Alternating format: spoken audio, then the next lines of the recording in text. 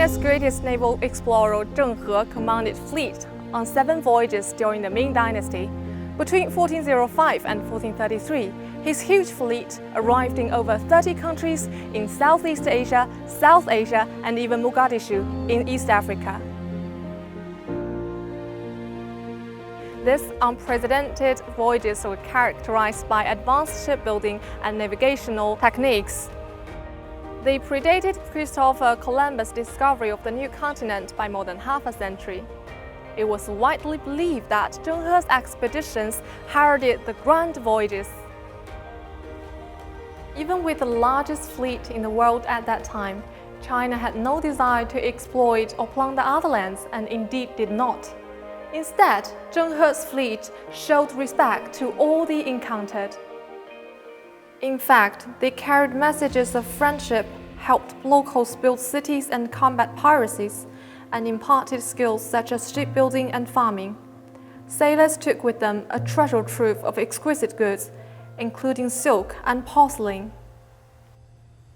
They were also treated with local specialties. For instance, Zheng He was introduced to the aromatic taste of coffee, making him the first Chinese to savor this beverage. He was also the first person from the East to encounter Africa's majestic animal of giraffe. Nowadays, in many places along his routes, Zheng He is still regarded as an embodiment of peace and friendship. When President Xi Jinping visited Kazakhstan and Indonesia in 2013, he proposed the major initiatives of building the Silk Road economic belt and the 21st century maritime Silk Road. The name Zheng He came up many times, with Xi proudly presenting the voyages to the world as a business card of China. About 4 years later, Xi sat at the opening ceremony of the Belt and Road Forum for International Cooperation in Beijing. 15世纪初的明代，中国著名的航海家郑和7次远洋航海，留下了千古佳话。一代一代丝路人架起了东西方合作的纽带，和平的桥梁。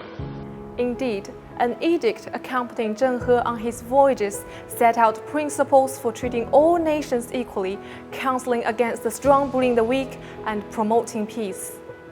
In 1998, the National Geographic magazine named Zheng He as one of the navigators of the millennium.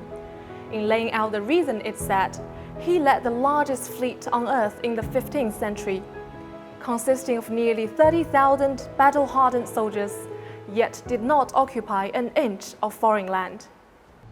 The world today is undergoing profound changes unseen in a century. China cleaves steadfastly to the spirit of Zheng He.